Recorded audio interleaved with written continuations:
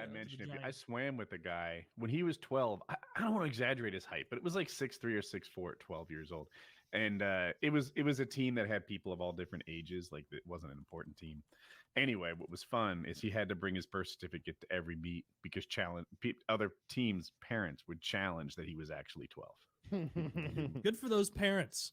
Make him show Make him work for it. Yeah, before you paralyze one of these kids, you're gonna have to show swimming, that yeah. You drove here. See, but I don't like help me with this though. How does a birth certificate actually prove their age, right? I guess this says that a kid named John Smith is 12. This is John Smith. Hi, I'm John Smith. There could be a little lie somewhere in there, maybe. I consider that too. What's better though? He doesn't have a driver's license. I don't know. I'm gonna need some DNA evidence before that mongoloid tackles my kid, though. Does mongoloid have another term? Is that a term for somebody with Down syndrome? Yeah, it is a less. It's a pretty not ideal term for. Is it? That's why I chose it. I don't even know how to say it. Is it like racist or something? I mean, it's equating people who are from Mongolia to people who have Down syndrome. Oh, I'm not sure if that's accurate. I was about to ask: what is a person from Mongolia called? Mongolian. I'm almost sure I'm not that. That's not what I call them. They are not mongoloids. If you're from Mongolia, here they are. You're a Mongolian. I'm pretty sure. But you know. Wait. I was trying to think if there's a scientific background for the word mongoloid. I'm like positive there is. But you thought that Mongolians were called mongoloids? Well, that's the bit, but yeah. Oh, okay. Oh, it was. It used to those used to be they had mongoloid, caucasoid. They used to use those terms. And a lot of them, I bet the guy who came up with that at the time was like, it's time to get a little more tolerant, guys. I'm tired of us just referring to these people as subhuman scum outright. Let's call them mongoloids. And everyone's like, this fucking snowflake progressive, can't handle the hard language. So Zach posted here, offensive, dated, a person belonging to the division of humankind, including indigenous of South Asia, Southeast Asia, and the Arctic region of North America. So Mongoloids, East Asia, Southeast Asia, and Arctic. And then another offensive word for Mongoloid is a person with Down syndrome. So I guess you don't say that. Not anymore. But time's a flat circle. It'll come back. Just wait a couple decades. So the one that has to do with where people are from is offensive and dated, but the one with Down syndrome, I guess, is just always offensive. I mean, yeah, just in general, calling people who have Down syndrome mongoloids. That's incredibly rude. I'm just trying to figure out where. Well, not to their face. But their weird little face. Jesus Christ. that one offended my sensitivities. Yeah, that was a good one. You'd never be that mean.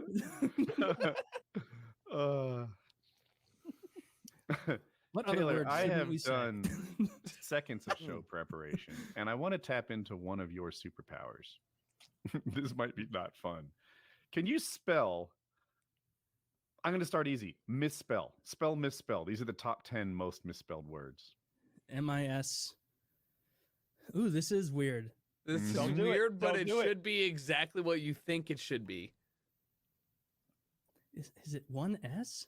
Why would it be one S? M-I-S-P-E-L-L. Wrong. There are two S's. Really? Yes. Why would there ever be one? Because he said it was a commonly... If you misinterpret, all right, spell, that word starts with an S, so you misspell has to be two S's. Taylor, everyone here thinks you're dumb, but not me. Not me. I think you're stupid. Only him. But that was the easiest one. What's the next one? Well, that was tough because he said it's a commonly misspelled word. The next one I think is actually the next one's hard. The one after that's easy. Well, shit. Taylor, let's hit you. Spell pharaoh. P-H-A-R-O-A-H. I think it's A-O-H. A-O-H? Kyle got it. What? A-O-H. All right, you know what? Man, I'm not good at these commonly misspelled words. Because I think you might get it. Tucker, spell weird. Okay, well, that's easy. Everybody knows how to spell weird. You got it. It's not W-E-I-R-D? Yeah, but it's E before I, so people get it wrong. but I mean, that's what's confusing about it. I mean, I don't know, when I just picture the word weird, it shows up like that in my pharaoh and the previous word, whatever it's that was. It's like Wednesday. When I read Misspelled. pharaoh, I read pharaoh. I don't know. It's weird. Here's one I can never spell, and I've just given up on remembering: restaurant.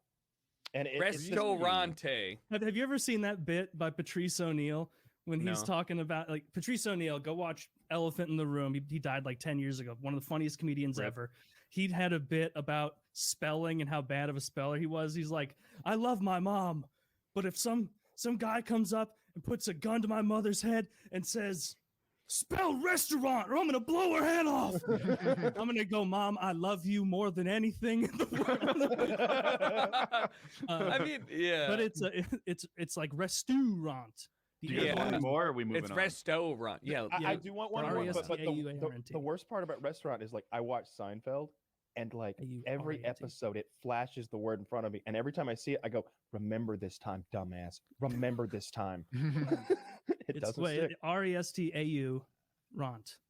I think that's correct. Yes. Restaurant. This one's hard. They're all hard, Restaurant. but doable for Kyle. Intelligence. I-N-T-E. Are there two L's? Let's do two L's. Is it two L's? I'm going with two L's. L-L. Okay. I-G-E-N-C-E. Kyle got it. That's right. Nicely done, Kyle. I'm pretty high too. Like, that's why that was so difficult. I'm like picturing letters pop up in my head. I think this one's hard, and I'm going to hand it to Taylor because he's kind of the. No, this is an all play. This is an all play. Taylor, handkerchief. Handkerchief. I don't even know how to say it. See, well, you gave it away by correcting yourself. Yep. Oh, did I? Okay. The hard part was the chief part. Yep. Not for me. Chief? Well, is it a chief? There's plenty of hard parts in this word for me. Is it a chief? Hankerchief.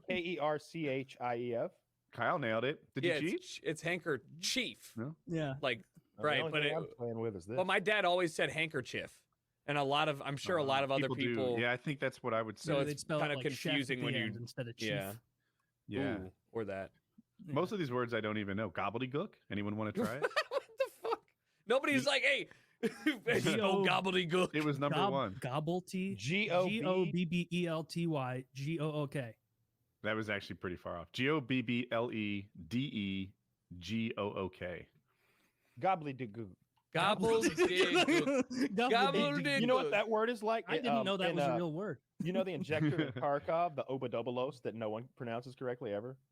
It's the same Say shit. it again. Obadobolos. I just say it quickly so that it doesn't matter. Oh, that's a drug in Tarkov, isn't it? Yeah, that's what I was saying. It's another one of those words. But can you spell it? Yeah. It's obadobolobos.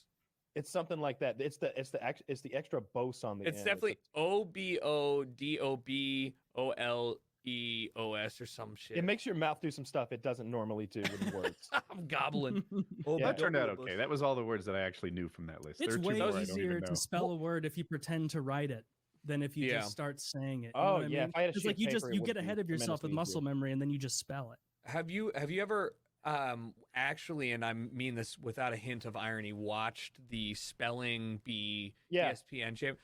I was watching on an airplane, and yes, I was drinking heavily. It was cross country, but this was the year where they had 7 tied people because they just could not get anybody out. They were on like round 7 of overtime, and nobody would lose. And I'm sitting here just like they're throwing words out and asking for etymology of things that have 17 syllables, and I'm like, refrigerator's about as far as I can go in my head. It was just like things that make no sense grammatically, and it's just I love it. I'm dyslexic, I watched that so it's show, hard. the spelling bee, in awe of everybody involved, of the kids that can spell the words, of the adults that can pronounce them. I'm like, how do he do that? Like, when they just read the etymology of it correctly, and I don't know, there's like Greek root words and stuff like that they hand out. I couldn't do any. I could work the camera maybe. When I see it, I see a massive waste of time and talent because you have these clearly intelligent children who are like, they're probably a little weird in one way or another. Yeah, they're definitely a little so that weird. they're good at this, but their talent is being focused into a really stupid fucking thing that has no financial future in life. There are no adult spelling champions, I've noticed. That's true. And if there are, I know who Kurt Schilling is, but I don't know who can spell onomatopoeia. Like, I got no fucking You know clue. what? You're right. It kind of goes the way of like women's lacrosse. Like once you leave school, I don't even think anybody even realizes it's women's sports as a whole. Hey, the WNBA is crushing. Oh, tennis. I mean, golf. You know what? Yeah, tennis and golf. The times are changing. No longer are that funny. All right, would have been a banger in the 90s. Well, I forgot about tennis and golf. Those are real fighting. And fighting. Oh my.